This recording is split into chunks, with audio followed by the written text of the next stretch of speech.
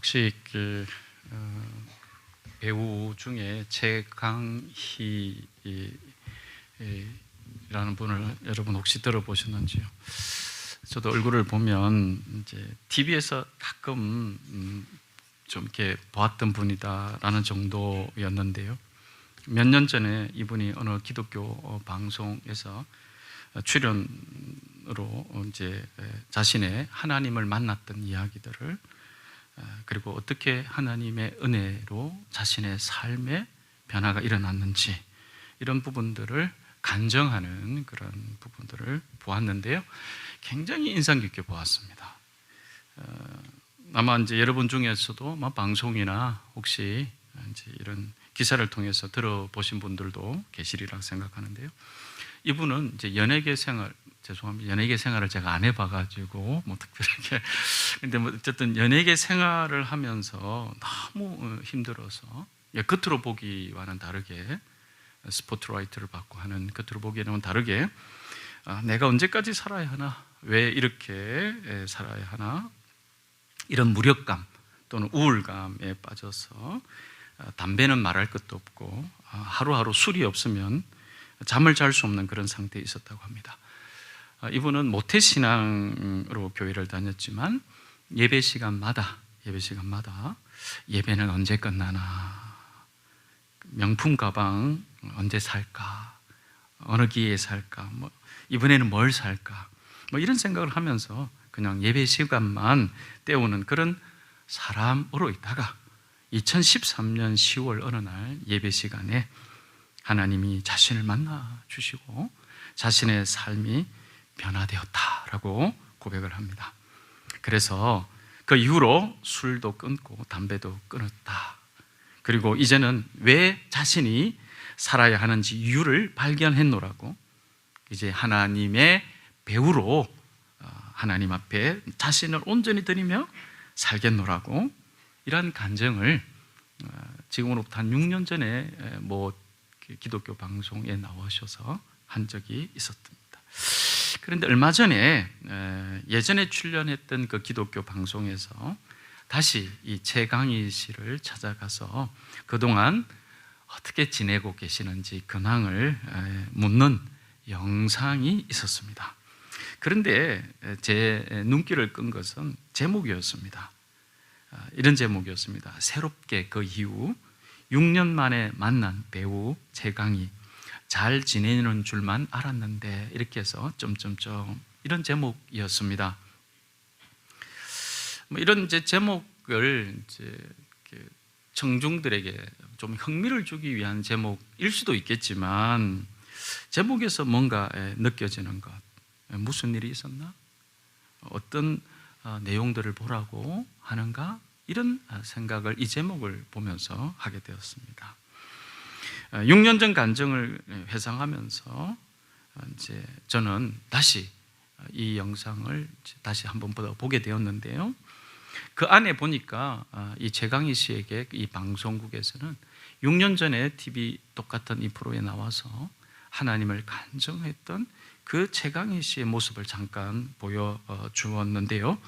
이 모습을 최강희 씨가 멋쩍게 웃으면서 눈물을 닦으면서 보았습니다. 그래서 제작진이 이렇게 물어보더라고요.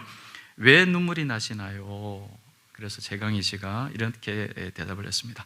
저는 그때 제가 뿅 하고 변할 줄 알았어요. 완전 다 깨끗해지고 완전 다 거룩해진 줄 알았어요.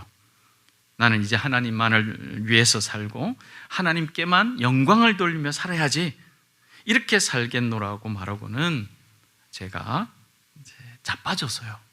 그분이 그대로 표현, 자빠졌어요. 술, 담배도 끊고 우울증도 낫고 그러면 다 해결된 줄 알았어요. 다른 사람이 된 줄 알았어요. 근데 똑같은 죄로 다시 넘어졌어요. 제가 신앙생활 잘하는 연예인으로 너무 유명해져서 혹시 믿음이 약한 친구들에게 안 좋은 영향을 줄까 봐 그동안 제 상황을 나눌 수 없었지요. 너무 괴롭고 힘들었어요. 새롭게 그 후라는 영상 말미에 이 최강희 씨는 이렇게 말합니다. 이제 저는 더 이상 뭐가 되고 싶진 않아요. 예전에는 내 욕심으로 하나님께 영광을 돌리고 싶다고 말하고 하나님 앞에 내 비전이 무엇인지 알려달라고 막 울면서 기도하고 그랬는데 지금은 그런 기도하지 않아요. 그저 주님과 동행하는 오늘이 되게 해주세요가 제 비전이 되었어요. 저는 이 영상을 보면서 이런 생각을 하게 되었는데요. 나는 어떨까? 이런 생각을 해보게 되었습니다. 저는 정말 주님을 처음 만났을 때를 지금도 잊을 수 없거든요. 온 세상이 달라 보였어요. 그 은혜로 집의 핍박을 이겨냈어요. 그 힘으로 핍박을 이긴 것 같아요. 값없이 나에게 주신 그분의 구원의 은혜가 너무 좋아서 눈물 흘리며 고백했었죠. 그리고 그 어느 순간 이후에 이제 내가 새로운 삶을 살게 되었노라고 고백했던 그날 이후 저는 어떻게 변화되고 지금 지내고 있을까?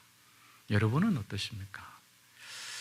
그럴 일은 없겠지만 만약 기독교 방송에서 저를 찾아올 일도 없겠지만 새롭게 그 후 오랜만에 만난 목사 항종석 이런 영상을 찍는다면 제목이 과연 어떤 제목이 붙을까? 그동안 무슨 일이 있었길래 잘 지내는 줄 알았더만 혹시 이런 제목이 붙을까? 아니면 여전히 그의 모든 삶의 자리에서 하나님을 찬양하다 이런 제목이 붙을까? 혼자서 이런 생각을 해보게 되었습니다. 그러면서 우리 교우들을 다시 한 번 더 품고 기도해야 되겠구나라는 생각으로 이어졌습니다. 오늘 함께 읽은 본문 말씀의 배경이 되는 사건은 우리가 익히 들어 알고 있는 표현이 좀 그렇지만 막장 드라마 같은 사건이지 않을까. 막장 드라마 같은 사건. 제가 드라마를 잘 좋아하지 않아서 막장 드라마 같은 이야기는 가끔 들었거든요. 그래서 이제 막장이다 그러면 그야말로 막 막장, 막 간다 뭐 이런 이제 드라마인 것 같아요. 다윗이 왕이 된 이후 어느 날 충동적으로 정말 자신의 충직한 부하였던 우리아의 아내 바세바에게 부정한 일을 저지르고 그 이후에 바세바가 임신한 사실을 알게 됐죠. 그러자 고의적으로 남편 우리아를 전쟁터에서 위험에 빠뜨리게 됩니다. 그리고 우리아는 그 전쟁에서 죽게 되지요. 자신의 남편이 죽었다는 소식을 듣고 슬피 웃던 아내 바세바가 장래의 애도 기간이 지나자 다윗은 바세바를 궁으로 데려와 버젓이 자신의 아내로 삼습니다. 마치 자신이 저지른 부정한 일과 우리아의 죽음이 자신과는 아무런 상관이 없다는 듯이 아무 일도 없었다는 듯이 마치 우리아의 혼자 남아 살아가는 것이 힘들 그의 아내에게 크나큰 호의나 베푸는 듯이 다윗은 그렇게 행동했습니다. 그렇게 지나갈 줄 알았던 그 일을 하나님께서는 나단 선지자를 보내셔서 다윗에게 말씀하시지요. 다윗의 한 행동이 얼마나 악한 일인지를 말씀하시고 그 악한 일에 대해 다윗과 그의 집안에 어떤 일이 일어나게 될지를 말씀하시고 책망하십니다. 다윗은 그 자리에서 자신의 죄를 자백하고 회개하게 됩니다.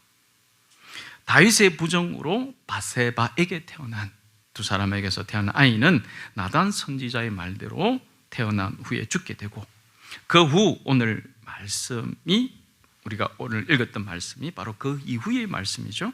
그래서 24절과 25절에서는 다윗과 바세바에게서 다른 아이 솔로몬이라는 아이가 태어나는 것을 볼 수 있습니다.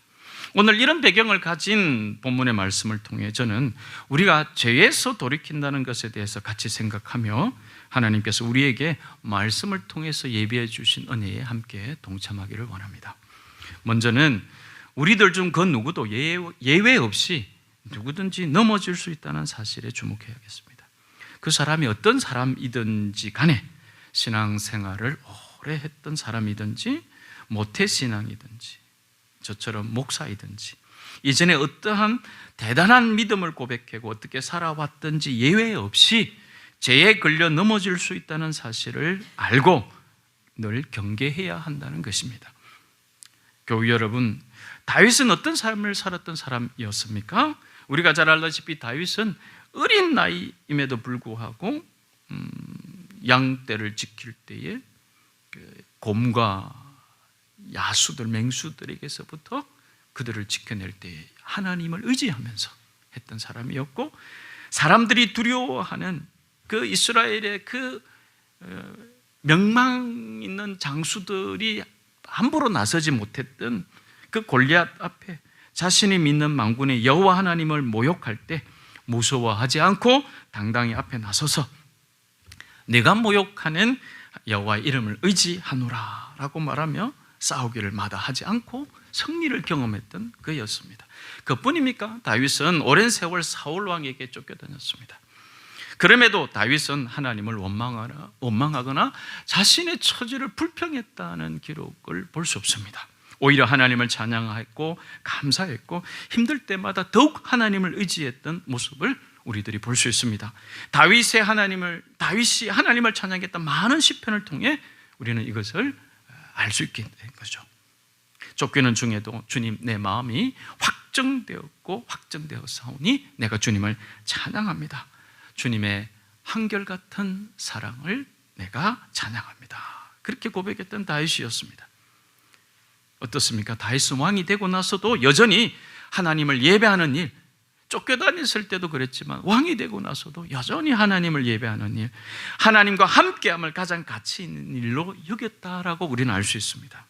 그래서 언약궤를 찾아왔고 너무 기뻐하며 어쩔 줄 몰라 한 왕이지만 그런 어린아이 같은 다윗의 모습을 우리가 발견하게 됩니다. 이렇게 다윗은 자신이 믿는 대로, 자신이 하나님에게 은혜를 받고 믿는 대로 행동하고 고백한 대로 살았고, 그렇게 하나님께 영광을 돌리며 살았던 사람입니다.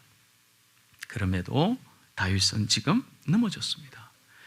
자신이 왕이 되겠다는 큰 목표를 이루기 위해서 큰 성공을 해보겠나라고 큰 맘 먹고 죄를 저지른 것이 아니라 어찌 보면 순간의 실수로 판단력이 흐려졌고 자신이 가지고 있는 권력을 죄를 짓는 데 쓰고 말았습니다.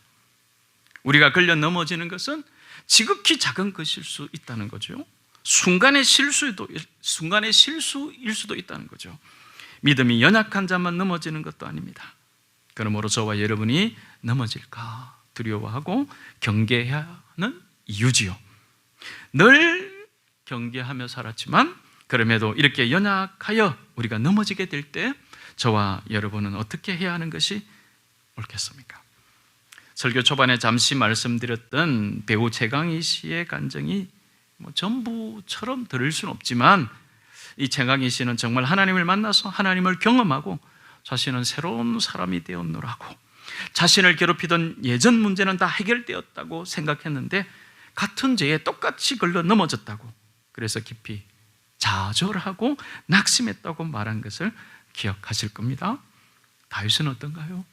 다윗은 자신이 저지른 죄를 나단 선지자로부터 지적받았을 때 마음이 어땠을까요? 저라면, 제 성향이라면 그곳에 있고 싶지는 않지만 제가 한번 그쪽으로 들어가 보면 너무 부끄럽고 괴로워서 아무도 만나고 싶지 않고 아무것도 하고 싶지 않아서 나만의 동굴 안에 쏙 들어가 버리진 않았을까, 이런 생각도 해보게 되었습니다.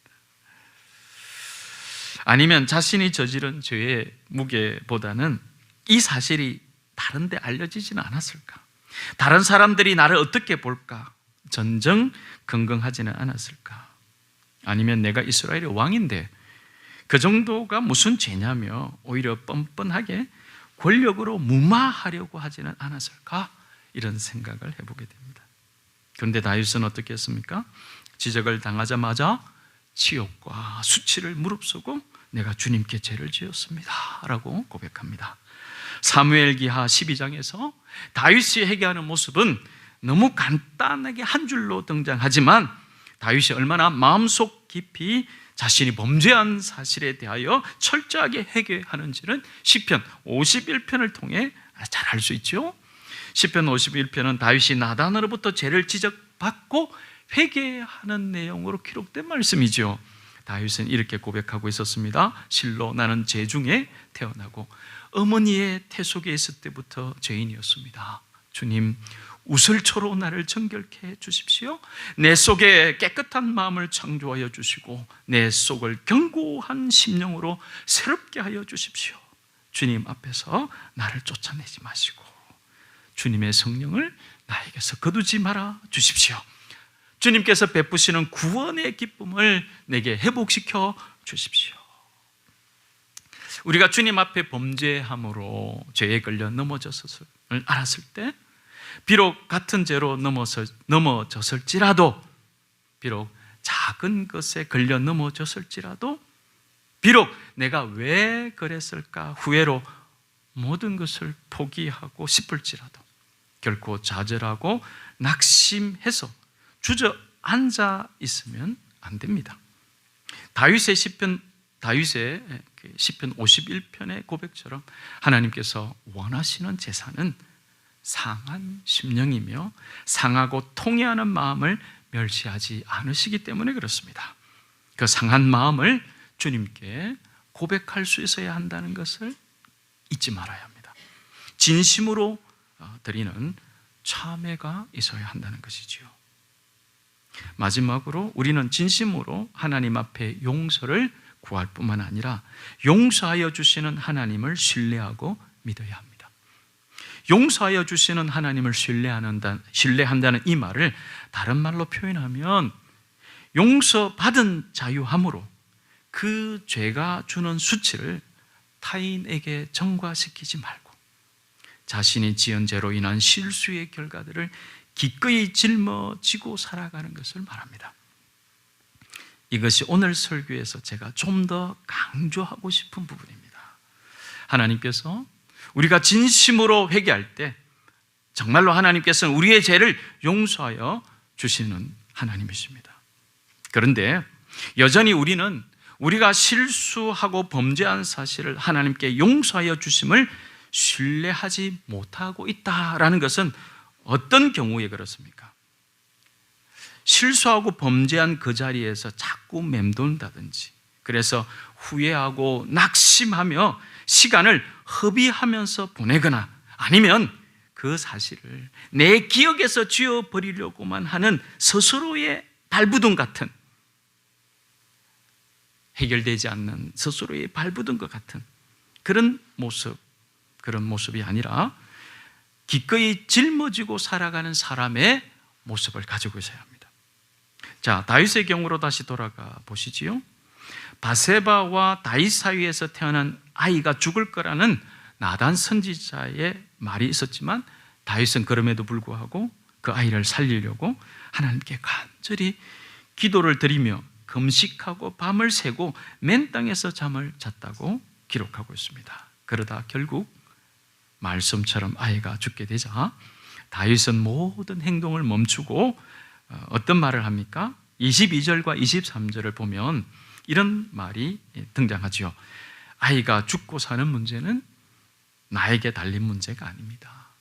하나님께서 나를 혹시 불쌍히 여기셔서 살려주기를 기대했지만 하나님께서 말씀대로 아이를 데려가셨으니 나는 이 또한 받아들이며 살아가려 합니다. 이렇게 다윗은 하나님께서 말씀하신 죄의 결과를 겸손하게 짊어졌다고 저는 생각하게 되었습니다. 바세바의 관계에서 생각해 본다면 다윗은 바세바의 얼굴을 볼 때 어떤 마음이 들었을까요? 자신이 저지른 후회의 순간이 그 바세바를 볼 때마다 떠오르지 않았을까요? 바세바로 인해 내가 이렇게 됐노라 원망하는 마음도 들 수 있지 않았을까요? 그래서 바세바와 가급적 마주치지도 않으려고 할 수도 있지 않았을까, 이런 생각이 듭니다. 그러나 24절에 다윗은 자기의 아내 바세바를 위로하였다고 기록합니다. 두 가지를 기억해야 되죠. 위로하다라는 이 말은 원어적 의미를 찾아보니 이전까지와는 다른 변화된 행동, 태도로 나아간다라는 뜻이 포함되고 있습니다. 그래서 바세바를 위로했다는 말은 이전의 악한 정욕의 마음에서 다윗이 어떻게 새롭게 되어서 바세바에게 진정한 용서를 구하고 그를 아내로 맞아들였다, 이런 뜻이죠. 지금까지 표현되어 있지 않았던 다윗이 우리아의 아내라는 말이 아니라 다윗의 아내 바세바, 이렇게 표현하고 있다는 거죠. 그 말은 위로하다라는 말을 기억할 때 가능한 표현이지요. 이것이 바로 마음속 깊이 진심으로 하나님 앞에 용서를 구하고 하나님의 용서하심을 신뢰하는 사람에게 나타나는 삶의 모습, 곧 자신이 지은 죄로 인한 실수의 결과들을 기꺼이 짊어지고 살아가려고 하는 하나님의 사람의 모습이라고 저는 생각합니다. 이것이 어쩌면 주님께서 자신을 따라오려는 사람들에게 누구든지 나를 따라오려거든 자기의 십자가를 지고 따르라 라고 하신 그 말씀이지 않을까 생각해 봅니다. 교우 여러분, 솔로몬이라는 이름에는 화평, 평화라는 말의 뜻이 있습니다. 또 나단 선지자를 보내서 이 솔로몬을 여디디야라는 이름을 주시는데요, 이것은 주님이 사랑하신다라는 이름입니다.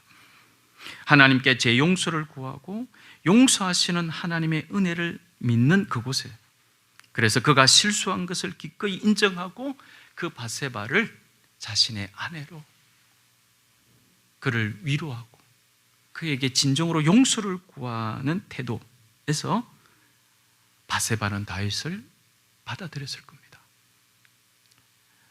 다윗만 바세바를 이런 관계가 아니라 바세바도 다윗을 받아들여야 되지 않았을까? 그건 어디서부터 출발한 겁니까? 다윗의 아내라는 이 변화에서부터, 그를 위로하였다라는 말에서부터죠. 그래서 하나님은 바로 그곳에, 그 전까지는 죽음이 있던 그곳에, 하나님은 그곳에 하나님이 사랑하신다라는 역사가 가능하도록 임재하셨다라는 것이죠. 평화를 주시고 사랑하심으로 다시 세워주시는 주님의 모습을 우리로 보게 하신 거죠. 저는 이것이 바로 예수 그리스도의 십자가에서 나타나고 있다고 확신합니다. 예수 그리스도의 십자가는 우리를 구원하시고 용서하시는 하나님의 구원의 손길입니다. 십자가의 용서를 믿는 사람에게 그의 인생에 하나님의 평화가, 하나님의 사랑하여 주심이 임한다라는 사실이죠. 말씀을 마무리하겠습니다. 우리의 실수를 돌이키고 싶을 때, 죄로 인해서 우리의 실수를 돌이키고 싶을 때 우리가 기억해야 하는 것은 그 자리에 머물러 있으면서 혼자 이불킥 이런 게 있더라고요. 이불킥 이불 뜯고 있다가 이불을 차면서 내가 왜 이랬을까? 막 머리를 쥐어뜯고 그러다 보니까 머리가 자꾸 빠지고 이런 경우도 있죠. 내가 왜 이럴까? 이런 생각으로 시간을 허비하는 것이 아니라 내가 하나님 앞에 범죄하고 믿음으로 살지 못한 바로 그 죄의 실수에서부터 돌이키되 우리 자신의 연약함을 인정하고 하나님께 진심으로 용서를 구하십시오. 그리고 용서해 주시는 하나님을 온전히 신뢰하십시오. 내 영역이 아닌 하나님이 하실 영역의 일로 괴로워하지 마시고 내가 짊어져야 할 현실을 겸손하게 짊어지시고 주님을 따라가셔야 합니다. 그 또한 하나님의 은혜임을 고백하게 되는 저와 여러분들이 다 되시기를 주님의 이름으로 축복합니다. 기도하겠습니다.